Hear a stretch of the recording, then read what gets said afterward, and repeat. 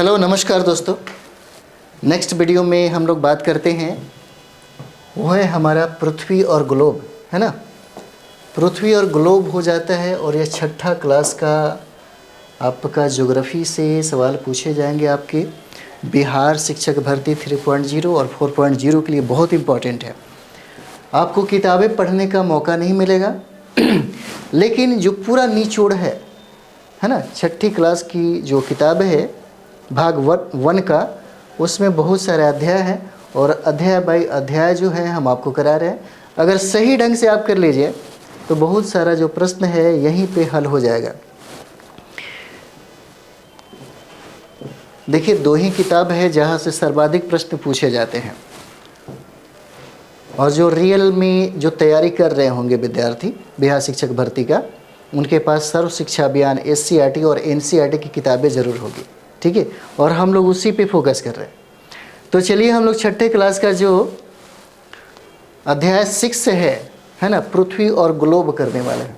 यहाँ से प्रश्न पूछा जाता है, कहता है देखिएगा, जब आप लोग ग्लोब देखिएगा ना तो ग्लोब एकदम गोल आकार का होता है। कभी कभी क्या होता है कि बहुत दूर तक आप देखिए तो ऐसा लगेगा कि आसमान जो है ना, ज़मीन के साथ क्या कर रही है, मिलाप कर रही है, मिल रही है ना, बहुत दूर कर जाने के बाद। वहीं कहता है कि खड़े होकर अगर दूर निगाह डाली जाए तो ऐसा लगता है कि कुछ दूरी पर ज़मीन आसमान आपस में क्या कर रहे हैं, मिल रहे हैं। और इस घटना को हम लोग क्षितिज कहते हैं, है ना, क्षितिज कहा जाता है। देखिए, चांद पर पहुंचने वाले प्रथम व्यक्ति, है ना, जिसके बारे में पूछा जाता है, चांद पर पहुंचने वाले प्रथम व्यक्ति का नाम क्या है, तो नील आर्मस्ट्रॉन्ग हो जाते हैं। नील आर्मस्ट्रॉन्ग होता है जो प्रथम व्यक्ति हैं चांद पर पहुंचने वाले, ठीक है।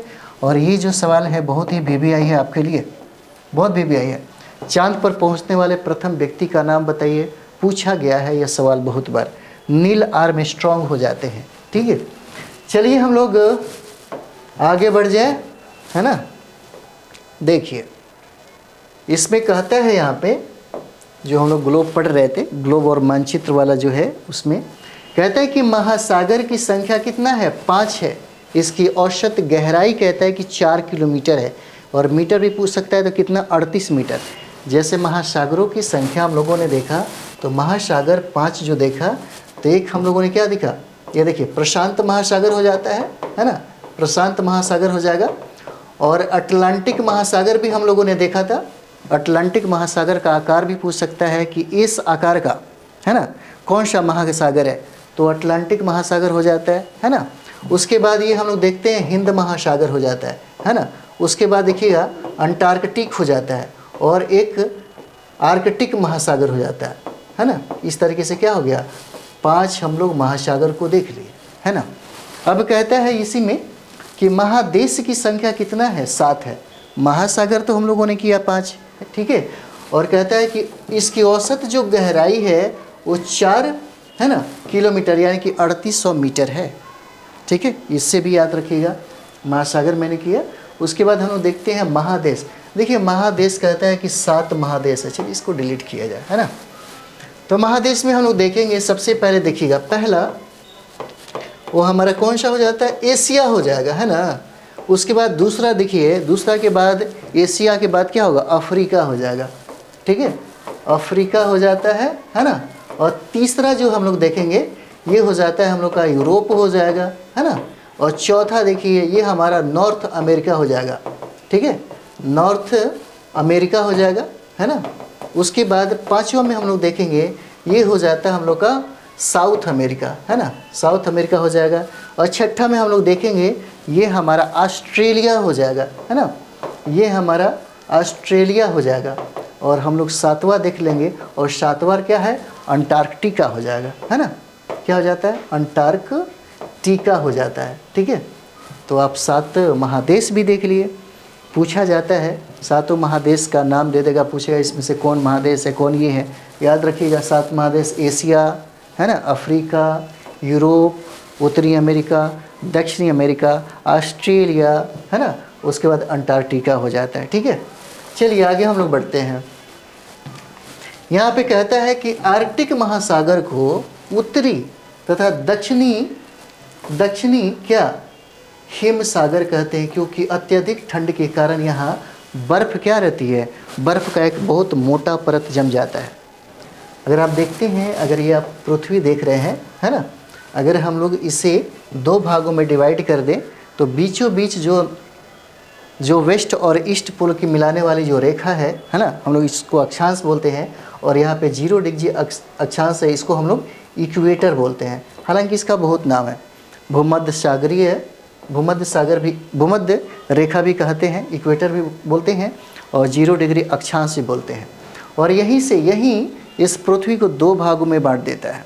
एक है जो उत्तरी गोलार्ध हो जाएगा, और ये है दक्षिणी गोलार्ध हो जाता है। ठीक है, देखिए इसमें कहता है ये जो पार्ट आप देख रहे हैं, उत्तर का सबसे और दक्षिण का जो ध्रुव देख रहे हैं, जब सूर्य यहाँ पे उत्तरायण हो जाएगा, है ना, सूर्य जब उत्तरायण होगा तो यहाँ पे 6 माह का, है ना, दिन हो जाता है। और उसके उल्टा अगर हम लोग दक्षिण ध्रुव की बात करें तो यहाँ पे 6 माह का रात हो जाएगा। अगर वहीं सूर्य यहाँ पे दक्षिणायन हो जाएगा, है ना, तो 6 माह का क्या होगा, दिन होगा, और यहाँ पे 6 माह का रात हो जाता है। ठीक है, और ये जो क्षेत्र है, ये वाला जो क्षेत्र हम देख रहे हैं, हमने ये कहा कि मोटे बर्फ़ के परतों से क्या है, ढका हुआ है। क्योंकि बात ये कि सूरज की रोशनी वहाँ पे जाएगी नहीं, तो टेम्परेचर तो एकदम कोल्ड हो जाएगा, बहुत ठंडा हो जाएगा, जिसके वजह से क्या होता है, वो जो महासागर है वो बर्फ़ में तब्दील हो जाता है ना। चलिए आगे हम लोग बढ़े। तो वहीं कहना चाह रहा था, एक देशांतर से दूसरे देशांतर की दूरी तय करने में सूर्य को कितना मिनट का समय लगता है, तो 4 मिनट का समय लगता है। अब यहाँ पे थोड़ा सा हम लोग समझ जाएंगे, जैसे ये हम लोग देखे पहले, है ना, तो ये देखिए, ये हमारा 0 डिग्री क्या हो जाता है ना, 0 डिग्री अक्षांश है। अब देखते हैं हम लोग, ठीक है, और ये हमारा 23.5 डिग्री हो जाएगा नॉर्थ, और ये 23.5 डिग्री हमारा दक्षिण हो जाता है। ठीक है, यहाँ से हम लोग देखते हैं, ये नॉर्थ पोल और साउथ पोल के मिलाने वाली जो रेखा है ना, नॉर्थ पोल और साउथ पोल की मिलाने वाली रेखा को हम लोग क्या बोलते हैं, इसी को हम लोग क्या बोलते हैं, देशांतर बोलते हैं, है ना, इसी को हम लोग क्या बोलते हैं, देशांतर बोलते हैं। ये हमारा क्या हुआ, ये हमारा देशांतर हो जाता है। और यही कहता है कि इसी देशांतर को पार करने में, यानी कि एक देशांतर से दूसरे देशांतर में जाने में सूर्य की जो टाइम लगता है, कितना मिनट लगता है, 4 मिनट का समय लगता है, यही कह रहे है ना। तो क्या हो गया, ये देखिए, इसको हम लोग देशांतर बोलते हैं, है ना। और जो पूरब से पश्चिम की मिलाने वाली जो रेखा है, ये सारा का सारा जो रेखा आपको दिख रहा है ना, इसी को हम लोग क्या बोलते हैं, अक्षांश बोलते हैं, है ना। और 0 डिग्री से जब हम उत्तर 23.5 डिग्री जब जाते हैं, 23.5 डिग्री, तो इसी को हम लोग क्या बोलते हैं, कर्क रेखा बोलते हैं। और यही कर्क रेखा जो है ना, ये भारत से गुजरा हुआ है। ठीक है, और मात्र अफ्रीका एक आपका महाद्वीप है जहाँ से तीनों रेखाएं गुजरती है ना, एक विषुवत रेखा, एक कर्क रेखा और एक मकर रेखा। और जब हम लोग 0 डिग्री से दक्षिण की तरफ आएंगे 23.5 डिग्री, तो ये 23.5 डिग्री को हम लोग मकर रेखा कहते हैं। ठीक है, अब इतना तो समझ में आ गया होगा आपको। चलिए आगे बढ़ते हैं हम लोग। ठीक है, चलिए देखिए, कहते हैं यहाँ पे कि 23.5 डिग्री, है ना, उत्तरी अक्षांश को हम लोग क्या कहते हैं, कर्क रेखा कहते हैं। और 23.5 डिग्री जो दक्षिण हमने अभी बताया था, है ना, दक्षिणी अक्षांश को क्या बोलते हैं, मकर रेखा कहा जाता है ना। अब देखिए, कहता है कि वह काल्पनिक रेखा जो ग्लोब को 2 बराबर भागों में बांटती है, मैंने दिखाया है ना, बीचों बीच से जो रेखा गुजरती है उसको हम लोग इक्वेटर बोलते हैं, विषुवत रेखा बोलते हैं, है ना, इक्वेटर बोलते हैं। अब देखिए, यहाँ पे कहता है कि 180 डिग्री देशांतर रेखाएं, है ना, अंतर्राष्ट्रीय तिथि रेखा कहलाती है ना। 180 जो देशांतर रेखा है ना, उसको अंतर्राष्ट्रीय तिथि रेखा कहते हैं। और एक चीज़ और भी समझ जाइए, पृथ्वी पर कुल 360 देशांतर रेखाएं खींची जा सकती है। कितना, तो 360, है ना, 360 जो है देशांतर रेखाएं खींची जा सकती है। ठीक है, आगे इसका हम लोग चर्चा करेंगे। चलिए आगे बढ़ जाते हैं। आगे यहाँ पे कहता है कि देशांतर रेखा की मदद से समय का क्या होता है, ज्ञान होता है ना। जैसे यहाँ पे देख लीजिए एक चीज़ है, और यहाँ से बहुत बार प्रश्न पूछा जाता है, बहुत भी यही बता रहा हूँ आपको। ठीक है, जैसे मैंने कहा कि ये नॉर्थ पोल और साउथ पोल की मिलाने वाली रेखा को हम लोग क्या बोलते हैं, देशांतर बोलते हैं, है ना। और जब बीचों बीच से गुजरता है, इसको हम लोग क्या बोलते हैं, GMT बोलते हैं। और देखिए जीएमटी जो है किन किन देशों के साथ गुजरता है, इसके बारे में भी प्रश्न आपसे पूछता है। तो सबसे पहले हम लोग देखेंगे, ये एक ट्रिक है, आप चाहें तो याद रख सकते हैं इसको। हम लोग इफ शाम, है ना, शाम नींबू टोगा बोलते हैं, ठीक है। देखिए इंग्लैंड हो जाएगा, सबसे पहले इंग्लैंड हो जाएगा, फ्रांस हो जाता है, स्पेन हो जाएगा। इंग्लैंड, फ्रांस, स्पेन, अल्जीरिया, माली, है ना। उसके बाद नाइजर, बुर्किना फासो, टोगा और घाना। बस हो गया, इतना ही याद रखना हम लोग को। इसी में से हमेशा बार बार कहीं भी घुमा करके, चाहे जितना भी बड़े कंपटीशन का है ना हो, चाहे यूपीएससी हो या बीपीएससी हो या किसी भी स्टेट लेवल का एग्जाम हो, ऐसे ही पूछता है। जो जीएमटी है ना, जीएमटी किन किन देशों से होकर गुजरता है, तो कुछ नाम है इनका। एक ट्रिक है इप्साम नींबू टोगा, है ना। ई से सबसे पहले इंग्लैंड हो जाता है, एफ से क्या हो जाएगा, फ्रांस हो जाएगा, एस से स्पेन हो जाएगा, ए से अल्जीरिया हो जाता है, एम से माली हो जाएगा, है ना, माली हो जाएगा।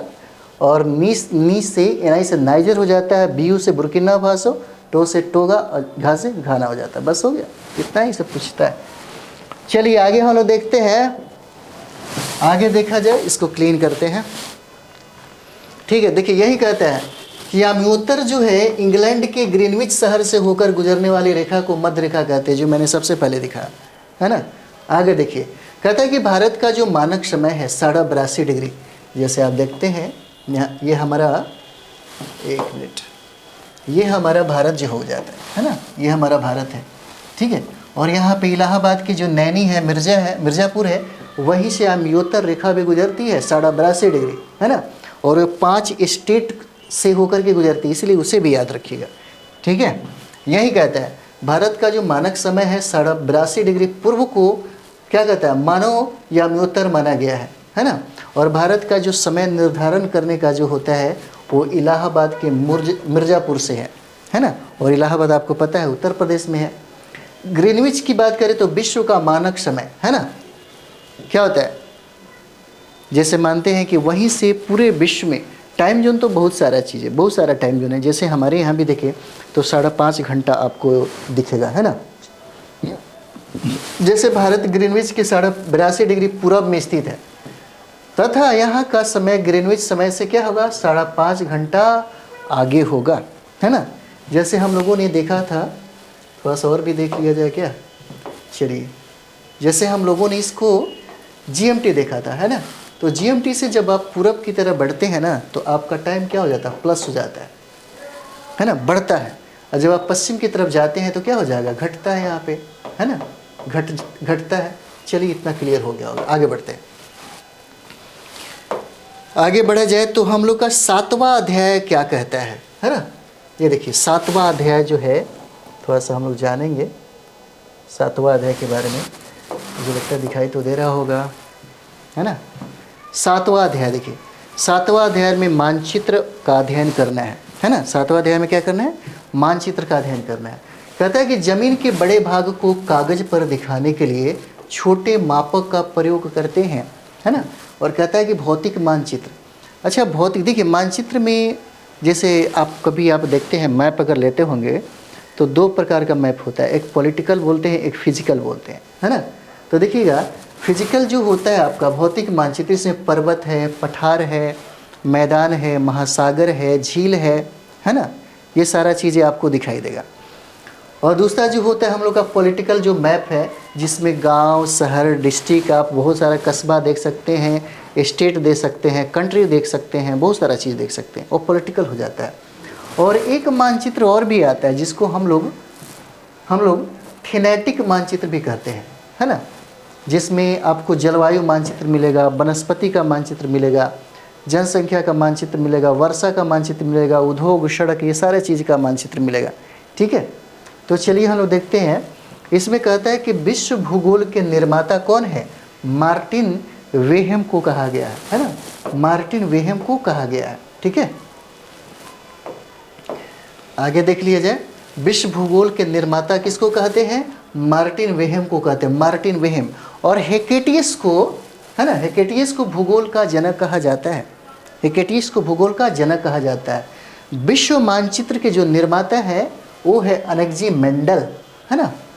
विश्व मानचित्र के जो निर्माता हैं अनेक जी मेंडल हो जाते हैं, और व्यवस्थित भूगोल का जो जनक है ना, देखिए भूगोल का, व्यवस्थित भूगोल का जो जनक है, पूछा जाता है, बहुत इंपॉर्टेंट है ना। व्यवस्थित भूगोल का जो जनक है ये इरेटोस्थेनीज हो जाते हैं, है ना, इरेटोस्थेनीज हो जाते हैं। हालांकि देखिएगा मानचित्र के 3 घटक होते हैं, ठीक है। मानचित्र के 3 घटक, एक दूरी हो जाएगा और दिशा हो जाता है, एक प्रतीक चिन्ह होता है। अगर आप लोग देखिएगा एटलस या मैप में वो सारा चीज़ें दिखेगा, है ना। आगे हम लोग देखिए मानचित्र में मैदान को हरे रंग से दर्शाया जाता है। अगर आपके पास मैप होगा या एटलस होगा तो देखिएगा हरा कलर में जब भी दिखाया जाएगा तो सोच लीजिएगा कि क्या है, वो मैदान आपका हो जाता है ना। और देखिए नीले रंग से उसे दिखाया जाता है, नीले रंग से, जैसे जलीय क्षेत्र जो हो जाते हैं ना उसको नीले रंग से दिखाए जाते हैं, ठीक है। और उद्योग जो है थीमेटिक मानचित्र यानी कि मैदान का बहुत मानचित्र है ना उसको दिखाया जाता है, ठीक है। तो ये हमारा आपको 6ठा और 7वां जो है, 7वां जो अध्याय है समाप्त हुआ, ठीक है। उसके बाद हम लोग आगे का हमारा राज्य बिहार है, इसको हम लोग करेंगे छोटी छोटी वीडियो में हम करें तो ज़्यादा मन नहीं उबेगा, है ना, और अच्छे से पढ़ भी पाइएगा और जल्दी जल्दी हो भी जाता है, ठीक ना। तो चलिए आप लोग अच्छे से पढ़ाई करिए, बहुत एकदम मेहनत करिए, काफ़ी मेहनत करिए, क्योंकि मेहनत से ही आपका जो लक्ष्य है वो प्राप्त होने वाला है। तो चलिए आप लोग थोड़ा कमेंट्स भी करिए और कम से कम लाइक तो बनता है ना। और उसके बाद अपने ग्रुप में अपने दोस्तों के बीच में एक बार शेयर करिए, ठीक है। तो चलिए आगे हम लोग अगले वीडियो में मिलते हैं। थैंक यू वेरी मच आप सभी लोग को।